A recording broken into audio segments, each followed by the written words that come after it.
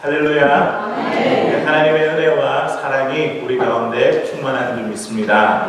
오늘 주신 말씀을 가지고 가장 즐거운 동행이라는 말씀의 제목으로 하나님의 은혜를 나누고자 합니다. 이번 한 달 동안은 동행이라는 주제로 하나님의 말씀을 나누려고 하는데요. 이 동행이라는 것은 목적지를 향해 누군가 함께 길을 걸어간다는 이야기입니다. 누군가 함께 길을 걸어갈 때에 그것이 나에게 힘이 되고 또 나에게 위로가 됩니다.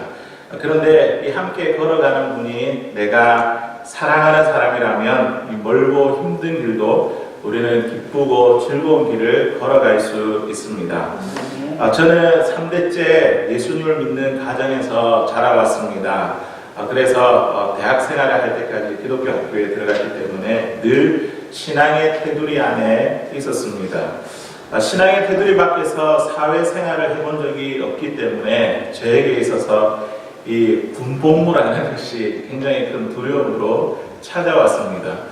지금도 군 입소 그 첫날을 생각하면 그날 점심 때 먹었던 갈비가 참으로 맛이 없었습니다.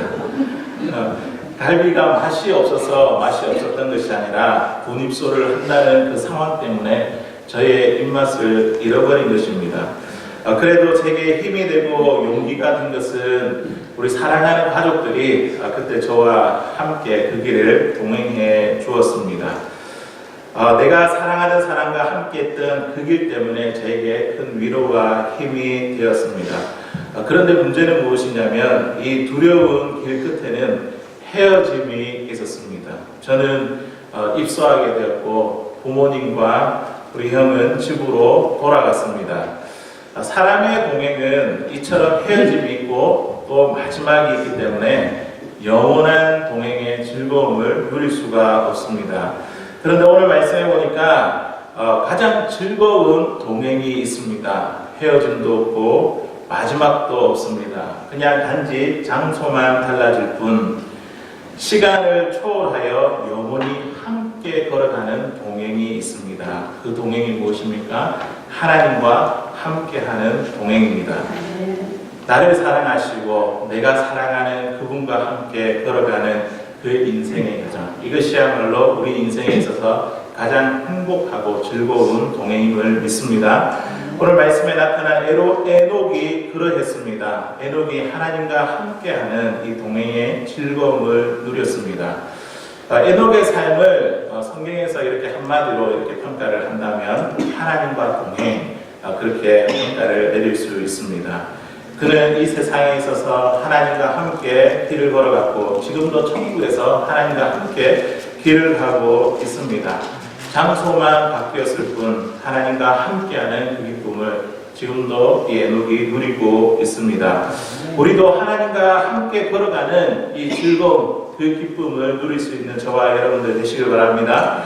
에녹을 통해, 오늘 주신 말씀이 에녹을 통해 우리가 하나님과 함께 동행하는 삶이 어떠한 삶인지 잠시 은혜를 나누도록 하겠습니다. 첫 번째로 하나님과 동행하는 삶은 하나님과 인격적인 교제를 나누는 것입니다.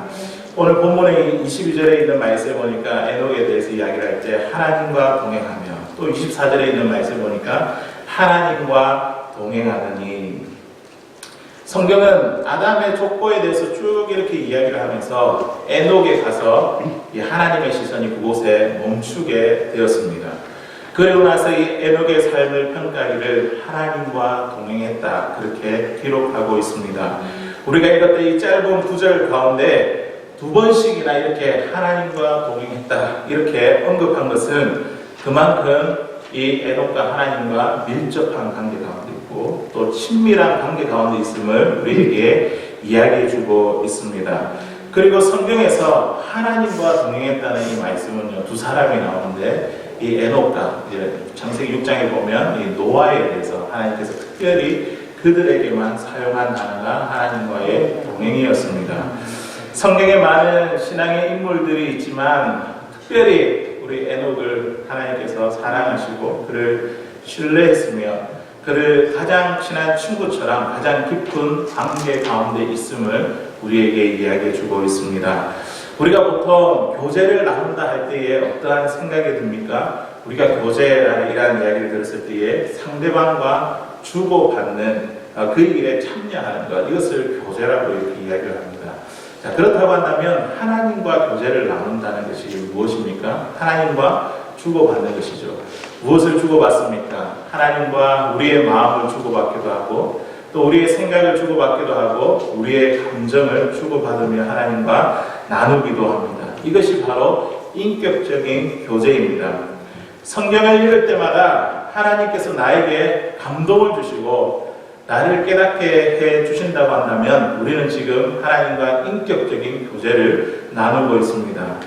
기도하다가 하나님의 마음이 느껴지고 또 눈물로 회개하며 하나님의 뜻을 지금 내가 간구하고 있다고 한다면 지금 이미 우리가 하나님과 인격적인 교제를 나누고 있는 것입니다. 우리가 힘들고 어렵고 슬플 때에 하나님을 찬양하면 하나님께서 우리에게 기쁨 주시고 또 위로함 주시고 또 우리에게 평안함을 주시는 것을 우리가 느끼게 될 때에 이것 역시도 우리가 하나님과 교제 가운데 있다는 것입니다. 이것이 바로 하나님과 동행하는 삶, 이 삶을 살고 있다는 우리의 삶의 증거가 됩니다. 요즘 한국에서 24시간 예수 동행 운동으로 주목받고 있는 목사님이 계십니다. 그분이 이렇게 고백을 합니다. 지금까지 오랫동안 목회를 해오면서 설교도 많이 하고 교육도 많이 해보고 상담도 하고 교회 행정도 많이 해보고 많이 해봤으니까 그쪽 분야의 전문가가 된 것 같지만 정작 중요한 것을 놓치고 있다는 사실을 깨닫게 되었습니다. 그것이 무엇이냐면 바로 예수님과 동행하는 것이었습니다. 우리도 마찬가지이지 않습니까? 우리가 신앙생활을 열심히 한다고 교회도 봉사하고 또 섬기고 또 나가서 구제활동도 하고 전도도 하며 이렇게 열심히는 하는데 정작 우리의 삶 가운데 뭔가 중요한 것, 이것을 빠뜨릴 수가 있다는 겁니다. 그것이 무엇이냐면 예수님과 동행하는 것입니다. 주님은 언제나 나와 함께 하시는데 그 주님이 나의 눈에 보이지 않으니 내가 그 주님을 의식하지 못하니까 예수님을 24시간, 24시간 동안 의식하기 위해 이 목사님께서 이제 예수 동행 일기를 기록하게 된 것입니다. 사랑하는 성도 여러분, 우리도 예수님과 인격적인 교제를 나누지 않겠습니까? 우리가 알게 모르게 매일의 일상의 삶 속에서 우리가 의식하지는 못하지만 또 의식할 때도 우리 예수님께서 여전히 지금도 우리와 함께 하시고 우리를 만나고 계십니다. 성경을 읽다가 지금처럼 또 예배를 드리다가 기도하다가 혹은 내가 책을 읽다가 아니면 길을 걷다가 또 가정에서 설거지를 한다든지 아니면 청소를 한다든지 또 사람들을 만나다가 우리는 그 순간마다 예수님을 느끼는 그 감정을 느낄 때가 있습니다. 그때마다 예수님께서는 우리를 이미 만나주고 계십니다. 기쁠 때나 슬플 때나 우리와 동행하시는 그 예수님을 우리는 만나고 느낍니다. 이것을 기록하면 뭐가 되냐면 바로 예수 동행 일기가 되는 것입니다. 많은 분들이 예수님을 따른다고 하지만 알고 보면 예수님보다 더 앞서갈 때가 많습니다. 급한 일이 생기거나 내 삶 가운데 난처한 일이 생기게 되면 주님의 뜻을 구하기보다도 내 생각과 판단에 의존할 때가 더 많습니다. 이것을 우리가 예수님과 온전히 동행하는 삶이 아닙니다. 내 삶에 느껴지는 그 예수님의 이야기를 우리가 써내려가기 시작할 때에 우리는 내 앞에 계신 내 삶을 이끌어 가시는 그 주님을 바라보게 됩니다. 그 주님을 바라보면요, 그 주님을 계속 묵상하고 의식하게 되면 주님과의 인격적인 교제를 통해 우리도 언젠가 모르게 우리의 자신의 모습이 변화된 것을 보게 됩니다. 예수님처럼 예수님과 닮은 삶을 살아가게 될 것입니다. 사랑하는 성도 여러분, 오늘 주신 이 말씀을 통해서 에녹처럼 주님과의 그 인격적인 그 교제, 깊은 그 하나님과의 그 관계를 통해서 우리의 삶이 변화되고 예수님께서 우리의 삶을 이끄시고 인도하시는 하나님과의 가장 즐거운 동행을 경험하고 누릴 수 있는 저와 여러분들 되시기를 바랍니다. 두 번째는 무엇이냐면 우리가 하나님과 동행하는 그 삶은 바로 하나님의 말씀에 순종하는 삶입니다.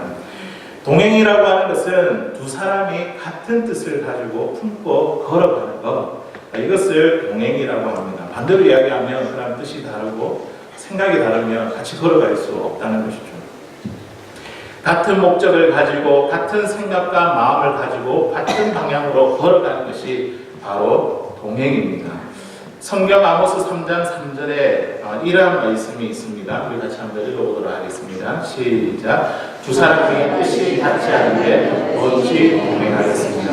아멘. 여기서 두 사람은 누구냐면 하나님과 이스라엘 백성들을 말하고 있습니다. 하나님은 이스라엘 백성들과 함께 동행하기를 원하지만 이스라엘은 이를 거부한다는 것이죠. 하나님의 말씀을 거스리고 하나님을 떠난 삶을 사는데 하나님께서 어찌 그들과 동행하겠느냐 지금 이렇게 말씀하고 있습니다. 하나님과 그 뜻이 같아야 하나님의 그 의견이 같아야 함께 걸어갈 수 있는 것입니다. 다시 말해서 하나님의 백성인 우리가 하나님의 말씀, 하나님의 뜻에 순종하게 될 때에 우리는 하나님과 같은 길을 걸어갈 수 있습니다. 에녹은 하나님의 말씀에 순종하는 삶을 살았습니다. 우리 오늘 본문 22절에 있는 말씀인데요. 우리 한 번 더 읽어보도록 하겠습니다. 22절에 있는 말씀 시작. 우두세다를 낳고 300년을 하나님과 동행하며 자녀들을 낳았으며. 에녹이 300년 동안 하나님과 동행했다. 이것으로 끝난 것이 아니라 뒤에가 중요하죠. 동행하며 어떻게 했다고요? 자녀들을 낳았다라고 이렇게 기록하고 있습니다. 에녹이 자녀들을 낳았다는 것은 오늘을 살아가는 우리와 다를 바가 없는 평범한 사람이 우리에게 말씀해 주고 있습니다. 그가 신앙을 지키기 위해 산으로 올라간 것이 아닙니다. 세상과 단절하며 그의 믿음의 삶을 지킨 것이 아닙니다. 그는 자녀들을 놓으면서 세상 가운데서 이 평범한 일상의 삶 속에서 하나님과 동행하는 삶을 살았다는 것이죠. 우리가 자녀들을 키우다 보면 자녀들에 대해 이것저것 신경 쓸 일이 얼마나 많습니까? 자녀들에게 마음을 쏟다 보면 하나님에 대해서 놓쳐버릴 때가 참으로 많습니다. 그런데 에녹은 그러한 세상의 삶 가운데서도 끊임없이 하나님께 마음을 두며 하나님의 뜻에 순종하며 살았다는 것입니다. 성경에서 에녹에 대한 그 말씀이요 세 군데가 나오는데요. 오늘 우리가 읽었던 창세기 5장의 21절에서 나오는 그 에녹과 그리고 히브리서 11장의 그 믿음의 자녀로 이야기 11장에 나오는 그 에녹과 그리고 다소 생소하지만 유다서에 보면 이 에녹에 대한 에녹에 대해서 증거하는 구절이 나옵니다. 유다서의 말씀을 보면 이 에녹이 자녀를 키우며 정말 평범한 삶 속에서 어떻게 하나님의 말씀에 순종하며 살았는지 그것을 우리가 엿볼 수 있습니다. 우리 유다서 우리 1장 14절에서 15절에 있는 말씀을 같이 한번 읽어보도록 하겠습니다. 시작. 아담의 10대 소년이 이 사람들에 대하여 이르되 보라 주께서 그 수만의 거룩한 자와 함께 임하시나니 이는 그 사람을 심판하사 모든 경건하지 않는 자가 경건하지 않게 행하는 모든 경건하지 않는 일과 또 경건하지 않는 죄인들이 주를 거슬러 한 모든 완악한 말로 말미암아 그들을 존재하여 하시니라 하였느니라. 아멘. 지금 에녹이 주님의 말씀을 예언의 말씀을 지금 증거하고 있습니다. 에녹이 자녀들을 키우면서 살던 그 당시의 시대적인 상황이 어떠한 것 같습니까? 에녹이 지금 주님의 오심을 증거하고 있죠. 그리고 하나님의 그 심판을 증거하고 있습니다. 예언의 말씀을 전하고 있습니다. 이것만 보더라도 그 땅 가운데 죄가 가득했음을 우리가 알 수 있습니다. 말씀에도 보니까 경건치 않은 자들이 주를 거슬러 완악한 말들을 일삼습니다. 하나님을 무시하는 거죠. 하나님을 무시하고 하나님을 대적하며 하나님의 말씀을 듣지 않습니다. 그러한 시대 속에서 이 에녹은요 자녀들을 키우며 하나님과 동행하는 삶을 살았다는 것입니다. 자녀들에게 참으로 신앙의 본이 되지 않았을까요? 자녀들도 분명 보았을 겁니다. 우리 아버지가 하나님과 동행하고 계시다는 사실을 이 자녀들도 분명히 보았을 것입니다. 에녹은 자녀들에게 그 어두운 세상 가운데, 죄악된 세상 가운데 자녀들에게 하나님의 말씀을 가르치고 어떻게 신앙으로 살아가야 될지 가르치며 신앙의 본을 보여주었습니다. 그리고 하나님의 말씀을 전하는 순종의 삶을 살았습니다. 불의한 세상 가운데 하나님의 말씀을 전했습니다. 사랑하는 성도 여러분, 우리가 하나님과 동행하는 삶이란 무엇입니까? 그것은 바로 에녹과 같이 우리의 평범한 일상의 삶 속에서 하나님의 말씀에 순종하는 것입니다. 하나님의 말씀에 순종하여 자녀들에게 신앙을 가르치고 또 어두운 세상 가운데 하나님의 말씀을 전하고 때로는 무섭지만 하나님의 그 심판, 경고의 말씀을 전하는 삶이 하나님과 동행하는 삶임을 믿습니다. 세상은 주님 오시는 그날까지 예수님과 예수 믿는 자들을 대적할 것입니다. 하지만 우리는 하나님의 말씀에 순종하는 자녀들을 믿음으로 가르치고 또한 하나님 말씀을 이 어두운 세상 가운데 전하고 그 심판의 경고의 메시지를 전하는 삶이 바로 하나님과 동행하는 삶입니다. 히브리서 기자가 이 에녹의 삶에 대해서 그래서 이렇게 이야기를 합니다. 뭐라고 이야기하냐면 히브리서 11장 5절에 있는 말씀에 보니까요. 믿음으로 에녹은 죽음을 보지 않고 옮겨졌으니 하나님이 그를 옮기심으로 다시 보이지 아니하였느니라. 그는 옮겨지기 전에 하나님을 기쁘시게 하는 자라는 증거를 받았느니라. 아멘. 하나님께서 그의 삶을 보시고 기쁘시게 하는 자라 하는 증거를 받았다는 이 땅의 삶 속에서 하나님의 말씀에 순종하며 살아갈 때에 하나님께서 그 삶을 너무 기쁘시게 보고 계십니다. 이러한 삶의 증거, 내가 하나님의 말씀에 순종한다는 그 삶의 증거, 믿음의 증거를 나타낼 수 있는 저와 여러분들 되시기를 바랍니다. 그래서 우리도 정말 자녀들에게 하나님의 말씀을 가르치고 그리고 이 세상 가운데 하나님의 말씀을 선포하고 하나님의 공부를 전해서 정말 하나님과 동행하는 복되고 즐거운 우리의 삶이 되시기를 주의 이름으로 간절히 소원합니다. 이제 마지막입니다. 마지막 세 번째, 하나님과 동행하는 삶은 영광스러운 승리를 누리는 삶입니다. 오늘 이 에녹의 삶을 보니까요, 그는 죽음을 경험하지 않고 이 죽음을 이긴 그 승리의 삶, 하나님과 영원한 이 동행, 이 은혜를 누리는 것을 우리가 말씀을 통해서 보게 되었습니다. 24절에 있는 말씀입니다. 우리 같이 한번 읽어보도록 하겠습니다. 에녹이 하나님과 동행하니 하나님이 그를 데려가시고 세상에 두지 않으셨다. 아멘. 얼마나 좋겠습니까? 죽음을 경험하지 않고 하나님께서 바로 그를 데리고 가셨습니다. 죽음을 이긴 하나님과의 영원한 이 동행의 은혜를 누리게 되었습니다. 이 세상에서 가장 무서운 죄의 증상은 무엇일까요? 그것은 바로 죽음입니다. 육신의 질병이야 우리가 치료하면 또 이제 낫지만 그러나 죽음은 치료의 약이 없습니다. 인간이라고 한다면 누구나 이 죽음의 문제에서 자유롭지 못합니다. 그런데 이 에녹은 모든 인간이 경험하는 이 죽음의 이 관문을 벗어나서 하나님께서 바로 데리고 가셔서 천국의 복을 누리게 되었습니다. 에녹은 장소만 바뀌었지 이 땅에서나 아니면 저 하늘나라에서나 똑같은 삶을 살아가고 있습니다. 이 땅에서도 하나님과 동행하며 그리고 하나님께서 데려가신 저 천국에서도 하나님과 지금 동행하는 삶을 그 삶의 즐거움을 누리고 있습니다.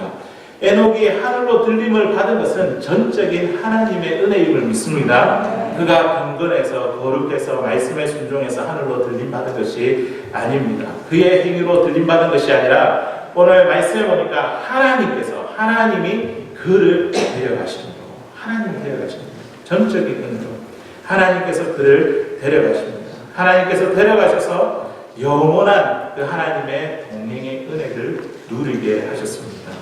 우리의 인생도 마찬가지입니다. 하나님의 전적인 은혜로 우리를 택하시고 우리를 부르셔서 우리를 하나님의 자녀 삼아주시고 하나님의 백성 삼아주셨습니다. 누구든지 예수 그리스도를 믿는 자들은 하나님과 함께하는 그 영원한 동행의 즐거움을 누릴 수 있습니다. 우리 또한 이 땅에서뿐만 아니라 예수님 때문에 이 땅에서도 우리가 하나님과 즐거운 동행의 길을 누리고 우리가 죽고 나서도 하나님과 함께 저 천국에서 영원한 그 즐거운 동행의 그 길을 누릴 수 있음을 믿습니다. 지금 이 에녹의 삶이 바로 예수님을 믿는 앞으로 우리가 얻게 되는 이 영광스러운 이 승리, 죽음에서 이기는 앞으로 우리가 얻게 되는 삶임을 우리에게 보여주고 있습니다. 에녹과 같이 정말 하나님과 영원한 그 동행에 참여하는 주인공이 저와 여러분들이 될 것입니다. 이 에녹이 하나님과 영원한 동행에 참여하는 것은 바로 앞으로 오실 예수 그리스도를 대표하고 있습니다. 예수님은 십자가에 죽으셨지만 3일 만에 부활하셨습니다. 그 부활의 몸은요, 더 이상 썩지 않습니다. 더 이상 부패하지 않습니다. 더 이상 사망의 몸이 아닙니다. 그리고 나서 하늘로 승천하셨습니다. 지금은 예수님이 하나님의 보좌 우편에 앉으셔서 하나님과 영원한 이 동행 가운데 있습니다. 누구든지 이 예수 그리스도를 믿는 자는 인간에게 겪게 되는 이 죽음의 권세를 이기게 되고 하나님과 함께하는 영원한 동행에 참여할 수 있는 것입니다. 우리 예수님은 죽음의 권세를 이기셨습니다. 우리에게 죄와 온갖 두려움과 절망과 낙심되는 여러 가지 마음들마다 우리는 두려워하지 않고 이길 수 있습니다. 왜냐하면 예수님께서 그 모든 죽음의 권세를 이기셨기 때문에, 그분이 우리와 함께 하기 때문에 우리가 담대함으로 그 모든 어두운 세력들을 우리가 물리치며 승리하는 영광스러운 삶을 살아갈 수 있는 것입니다. 이것이 바로 하나님과 동행하는 삶입니다. 베드로는 두려움을 이기는 영광스러운 승리를 누리는 삶을 살았습니다. 베드로가 예수님이 잡히자마자 사실은 예수님을 정말 모른다고 이렇게 부인했던 그 사람이 있지 않습니까? 그런데 하지만 예수님의 부활을 보고 그 부활을 목격하고 그 죽음에서 이기신 그 예수님을 경험한 다음에 이 베드로의 모습이 완전하게 변하게 되었습니다. 그 어떤 문제도 그를 두렵게 하지 못했습니다. 왜냐하면 예수님께서 제 아들과 약속했습니다. 하늘에 오르시면서 세상 끝날까지 내가 너희와 항상 함께 있을 것이다. 함께 하실 것이다. 이 주님의 동행을 약속했기 때문에 그 어떤 두려움도, 그 어떤 무서움도 두려워하지 않고 담대하게 이길 수 있었던 것입니다. 성전 미문에 구걸하던 안진뱅이가 베드로와 요한을 통해서 고침을 받게 되었습니다. 이 일로 인해서 그곳에 있는 사람들에게 많은 화제가 되었습니다. 누구의 권세로, 누구의 이름으로 그것을 행했냐, 이것이 논쟁이 되어서 베드로와 요한은 최고의 의결기관이었던 이 공의에 붙들려서 유대 지도자들 앞에 서게 되었습니다. 얼마나 두렵고 긴장되는 순간이었을까요? 그런데 말씀해 보니까 그들이 성령이 충만해서 담대하게 이렇게 말했습니다. 너희가 십자가에 못 박은 이 예수가 이 아픈 사람을 고친 것이다. 그렇게 담대하게 말했습니다. 두려운 상황 가운데서. 그럴 때 유대 지도자들은 베드로와 요한에게 경고하면서 이제부터 예수의 이름으로 아무것도 가르치지도 말고 전하지 말라라고 그렇게 경고합니다. 그때 베드로와 요한이 대답했던 말이 무엇입니까? 사도행전 4장 19절에서 20절까지 있는 말씀입니다. 우리 같이 한번 읽어보도록 하겠습니다. 시작. 베드로와 요한이 대답하되 하나님 앞에서 너희의 말을 듣는 것이 하나님의 말씀을 듣는 것보다 옳은가 판단하라. 우리는 보고 들은 것을 말하지 않을 수 없다니. 아멘. 너희의 말과 하나님의 말, 누구의 말을 듣는 것이 옳은가? 너희들이 한번 생각해보라. 어떻게 이런 지혜가 나왔을까요? 어떻게 이렇게 담대하게 전할 수 있었을까요? 이 베드로와 요한이 부활한 그 예수님을 목격하고 그 예수님을 경험한 다음에 어떤 죽음의 세력이라 할지라도, 두려움의 세력이라 할지라도 그 주님께서 나와 함께 하시기 때문에, 그 주님께서 사망 권세를 이기셨기 때문에 어떤 두려움도 담대하게 그것을 외치며 이기며 승리하는 그런 영광스러운 삶을 살아간다는 것입니다. 제자들에게 세상 끝날까지 함께 하겠다고 약속하신 주님께서 오늘 우리와 함께 하심을 믿습니다. 오늘 그 에녹 가운데 정말 그 죽음에서 건져내시고 죽음을 경험하지 않고 영원한 그 동행을 경험하게 하신 그 하나님께서 오늘 여기 앉아있는 저와 여러분들과 함께 하시는 줄로 믿습니다. 우리에게 찾아오는 사망의 권세, 어떤 두려움도 우리는 이제 그곳 가운데 우리가 굴복할 필요가 없습니다. 왜냐하면 예수님께서 모든 권세들을 다 이기셨기 때문입니다. 예수님은 지금도 우리와 함께 싸우고 계십니다. 그 주님과 동행하는 길은 이 승리의 길이요, 우리에게 영광을, 승리의 영광을 얻게 하는 길입니다. 그 주님과 매일마다 동행하면서 그 영광스러운 승리를 경험할 수 있는 저와 여러분들 되시기를 주의 이름으로 간절히 소원합니다.